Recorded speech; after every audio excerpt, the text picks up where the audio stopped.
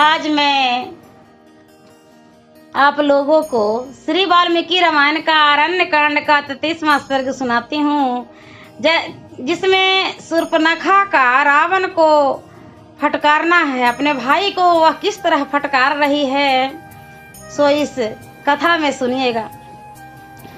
उस समय शूर्पणखा श्री राम से तिरस्कृत होने के कारण बहुत दुखी थी। उसने मंत्रियों के बीच में बैठे हुए समस्त लोगों को रुलाने वाले रावण से अत्यंत कुपित होकर कठोर वाणी में कहा, राक्षस राज, तुम स्वेच्छाचारी और निरंकुश होकर विषय भोगों में मतवाले हो रहे हो। तुम्हारे लिए घोर भय उत्पन्न हो गया है। तुम्हें इसकी जानकारी होनी चाहिए थी, किंतु तुम इसके विषय में कुछ नहीं जानते हो।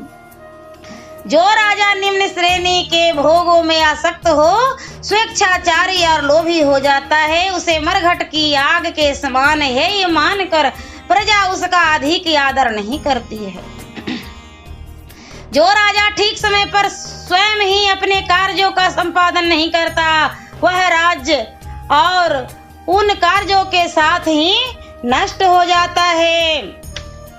जो राज्य की देखभाल के लिए गुप्तचरों की नियुक्त नहीं करता, प्रजाजनों को जिसका दर्शन दुर्लभ हो जाता है और कामनी आदि भोगों में आसक्त होने के कारण अपनी स्वाधीनता खो बैठता है, ऐसे राजा को प्रजा दूर से ही त्याग देती है। ठीक उसी तरह जैसे राजा नदी की कीचड़ से दूर ही रहते हैं। जो नरेश अपने राज्य के उस प्रांत की जो अपनी ही असावधानी के कारण दूसरे के अधिकार में चला गया हो, रक्षा नहीं करते, उसे पुनः अपने अधिकारों में नहीं लाते। वे समुद्र में डूबते हुए पर्वतों की भांति अपने अभ्युदय से प्रकाशित होते हैं। ऐसी दशा में तुम जैसा विषय लोलुप चपल पुरुष कैसे राजा बना रह सकेगा। राक्षस, तुम्हारा स्वभाव बालकों जैसा है। तुम निरे बुद्धिहीन हो, तुम्हें जानने योग्य बातों का भी ज्ञान नहीं है। ऐसी दशा में तुम किस तरह राजा बने रह सकोगे। मैं समझती हूँ तुम गवार मंत्रियों से घिरे हुए हो, तभी तो तुमने अपने राज्य के भीतर गुप्तचर नहीं तैनात किए हैं। तुम्हारे स्वजन मारे गए हैं और जन स्थान उजाड़ हो गया है, फिर भी तुम्हें इसका पता नहीं लग रहा है। अकेले राम ने जो अनायास ही महान कर्म करने वाले हैं, भीम कर्मा राक्षसों की 14,000 सेना को यमलोक पहुंचा दिया, खरे और दूषण के भी प्राण ले लिए, ऋषियों को भी अभयदान कर दिया तथा दंड कार्य में राक्षसों की ओर से जो विघ्न बाधा थी उन सबको दूर करके वहां शांति स्थापित कर दी। जन स्थान को तो उसने चौपट ही कर डाला। राक्षस, तुम तो लोभ और प्रमाद में फंसकर पराधीन हो रहे हो, अतः अपने ही राज्य में उत्पन्न हुए भय का तुम्हें कुछ पता नहीं है।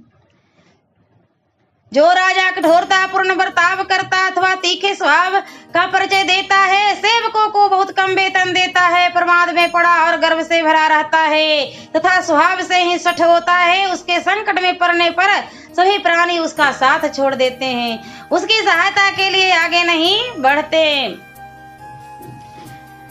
लोगों के सूखे काठों से, मिट्टी के ढेलों से तथा धूल से भी कुछ प्रयोजन होता है, किंतु स्थान भ्रष्ट राजाओं से उन्हें कोई प्रयोजन नहीं रहता। रावण, तुम्हारी बुद्धि दूषित है और तुम इन सभी रजोचित गुणों से वंचित हो, क्योंकि तुम्हें अब तक गुप्तचरों की सहायता से राक्षसों के इस महान संहार का समाचार ज्ञात नहीं हो सका था। तुम दूसरों के अनादर करने वाले, विषाक्त और देश काल के विभाग को यथार्थ रूप से न जानने वाले हो। तुमने गुण और दोष के विचार एवं निश्चय में कभी अपनी बुद्धि को नहीं लगाया, अतः तुम्हारा राज शीघ्र ही नष्ट हो जाएगा और तुम स्वयं भी भारी विपत्ति में पड़ जाओगे।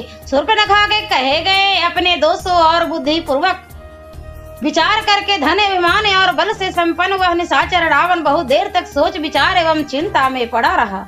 सियावरे रामचंद्र की जय। और मैं अगले वीडियो में अरण्य कांड का 34वां सर्ग सुनाऊंगी।